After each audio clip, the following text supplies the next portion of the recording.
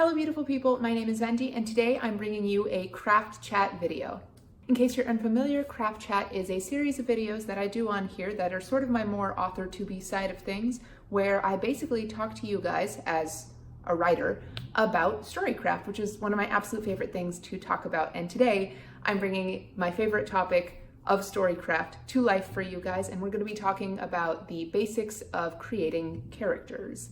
Before I jump right into it, because I need to, since I want to keep these videos relatively short and there is a lot of information to cover, I have two really quick disclaimers. The first one is, this is nowhere near an exhaustive list on character creation. This is an enormous topic and it could fill multiple books, and in fact it has. I'm only going to be covering like a super basic, tiny crash course. If you're interested in learning about some of these topics a little bit more in depth, I suggest you do your own research, of course, and that you find what methods work best for you. If you don't know where to get started, in the description box below, I've linked some resources that I've personally found very useful, alongside some other AuthorTubers videos that go into these topics with a little more depth than I'm going to cover in this, again, and I cannot stress this enough, super basic little crash course. Second disclaimer that I want to give you guys is that you don't have to trust anything of what I say as a cold hard fact. I'm not, giving you 100% guarantee that if you create your characters in XYZ way or include XYZ elements that they're going to be wonderful and your book's going to be a bestseller. That's not how anything works. It's especially not how writing works, because writing is hyper subjective and people have different preferences. These are just the things that I find most useful when I'm creating characters. Everyone writes differently, and for me in particular, because I place a little more value in characters because I think that they are what shapes the entire story, plot, and world, etc. Obviously, my craft chat video on character is going to be a little bit beefier than my other craft chat thing. And the advice that I give regarding storycraft is going to reflect that bias.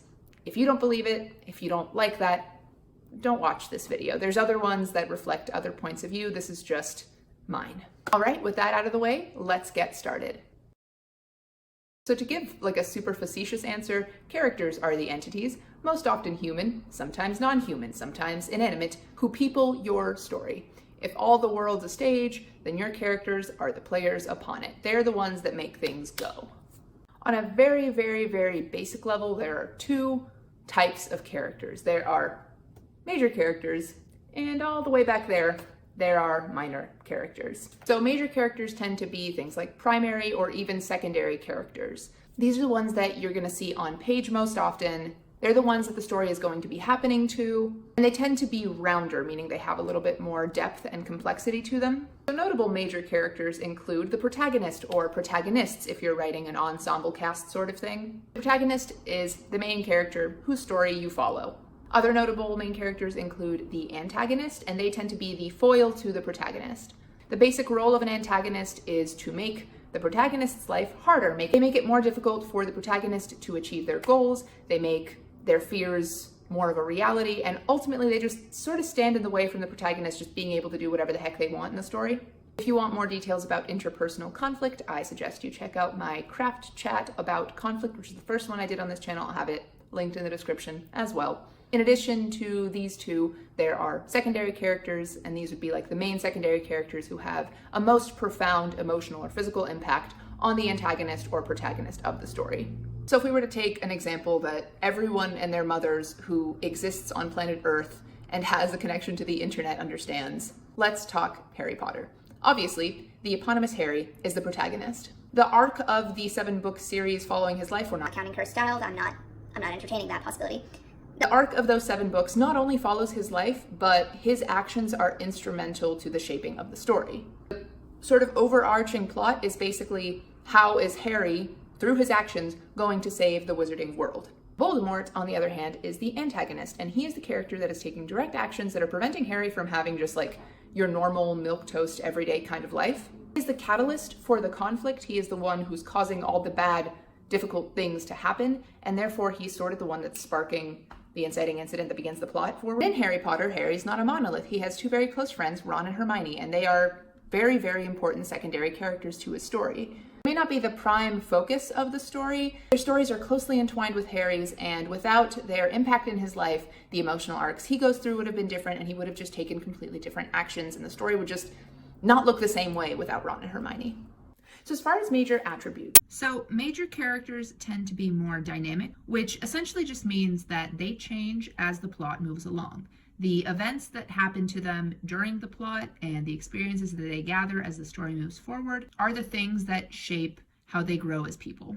So for example, if your protagonist starts at the story as a doe-eyed, hyper-optimistic innocent that has no real worldview or experience, and then, bam, a war happens, it's likely going to change their optimistic outlook on life and the universe. If your protagonist had a good support system throughout this traumatic event, they might come out of it more realistic about the world and determined to make it better.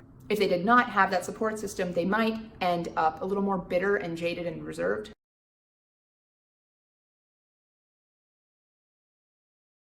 Either way, though, the event impacts how they grow as a person, and so they're not going to end up the same person at the end of the story as they were at the start of it. So the opposite of a dynamic character would be a static character, which basically means that from the start of the story to the end of the story, they stay emotionally the same.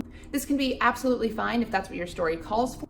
It tends to be more common in action-adventure type stories where plot really takes a front seat and characters take a back seat. And a good example of this would be like James Bond. At the start of the films, he is a womanizing, rough and tough man's man. And at the end of the story, he is exactly the same, but with perhaps an extra physical scar to make him look, more roguish and, a new woman on his arm because, of course, he is. So as you can tell, a protagonist can be static and still be the protagonist, but more often than not, you will see major characters, especially a protagonist, being more dynamic throughout their story. People change. We change throughout the courses of our lives based on our experiences, and we like to see it reflected in the characters we read about as well. Major characters also tend to be more active, which essentially just means that the decisions that they make move the plot forward. This is often mistaken for dynamism, but it's sort of its reverse. Rather than the plot having impact on the character, which is dynamism, where the character grows directly because of things that happened in the plot, activeness is the character themselves having an impact on how the plot happens. So for an example of activeness in your main character, say your protagonist stumbles upon a resistance group trying to overthrow a tyrant. So an active character will make a choice, and that choice will shape how they react to this. They might join up with the resistance, or they might reveal the nefarious plot to the tyrant based upon the backstory that you've chosen for them and the personality traits that you've given them earlier on. So for example, a character whose family all starved to death because the tyrant raised taxes and that they couldn't pay, she might join the resistance group out of a desire for revenge, and heck, she might have been looking for them in the first place. That being said, not every character you write will actually be able to exert that much agency over their own story. So for example, say that your protagonist is actually that tyrant's daughter who's been taken hostage by this resistance, and she's been kept insulated from the horrors that her father has been doing to these people for basically her whole life. She might not have much physical agency or be able to do much action-wise because she's, tied up in a corner with 4 swords pointed at her back, but she can still be an active character if she asserts agency where she can. So for example, while the resistance is making plans, maybe she's being quiet and listening and memorizing, hoping for a moment to escape where she can tell her father everything she's learned about them. Maybe she's choosing to try to gain their sympathies and pretend that she's on their side. While she might not be able to have a say in where she goes physically, she is still making choices, and the choice is really the thing here. So the opposite of an active character is a static one, and this is just a character that's really at the mercy of the plot. So if a character doesn't really have motivations or goals or fears and isn't working towards the goals and working to keep the fears from happening, or if the character could be replaced by an inanimate object and that not have any impact on the story, it's probably a passive character. Unlike the static versus dynamic thing that we mentioned earlier, most protagonists really ought to be active and being the ones that are doing things. So being a static character really isn't a trait that most main characters share. However, it's not an uncommon one in minor characters. Speaking of, minor characters are basically everyone else. Sometimes they're a little more important and they are mentioned by name and they act as catalysts for the major characters finding out information or getting to do a cool thing. Sometimes they are fondly remembered childhood friends that inform the backstory of your main character. Other times they are a red shirt. They are a nameless grunt that your major characters have to sort of get through or get past or just don't even notice altogether on their way to achieving their goals. Overall, minor characters tend to have less importance on the overall plot. So going back to Harry Potter, say for example that during the Battle of Hogwarts, it was some like random 5th year Ravenclaw who killed Voldemort. It would feel weird that this really big emotional climactic thing was done by somebody who we don't have any understanding of or emotional connection to, somebody who wasn't built up to be the person taking this enormous action. It would feel kind of weird, right? At the beginning of a character's arc, which I will get to later, probably in video 2, the character is going to have a set personality which will impact how they react to things, which in turn will decide how the story or plot moves forward. Basically, characters fall somewhere on a spectrum between minor and major, and where they fall on the spectrum is going to basically shape how much of an impact they have on the plot or ought to have on a plot. The more important your character is, the more impact they should have. The less important a character is, obviously, the opposite is true. In order to do this effectively, you also need to have more familiarity with your major characters than you do with your minor ones. The better you know somebody, the better you're going to be able to predict how they are going to react to certain stimuli. To effectively write your major characters, especially your protagonist and antagonist, you really need to know them as well as you know yourself and your best friends. Like if presented with X scenario, will they do Y or Z? When they're stressed out, do they lash out, or do they shut down, or do they keep a level head? If they saw a stranger trip and fall on a sidewalk, would they laugh or would they go and help them? The better you know them, both regarding their backstory, which I promise I will get to, and how that backstory shapes their personality, the better you'll be able to anticipate what actions feel natural regarding their characters, and the better you'll know how they need to change emotionally over the course of the story. You need to know somebody's mettle if you're going to test it properly, and that's half the fun. For minor characters, the rules are way more flexible. I subscribe to the idea that if a character is important enough to have a name, then they're important enough to have at least the bare bones of a backstory. Your minor characters get to be less best friends for life than they do casual acquaintances. This basically leads to another major character division, round versus flat characters. You want all of your major characters to be round, meaning they have more depth and complexity. They've got goals and fears that you understand, because those things will make them sympathetic to your readers. Your minor characters, on the other hand, are allowed to be flat.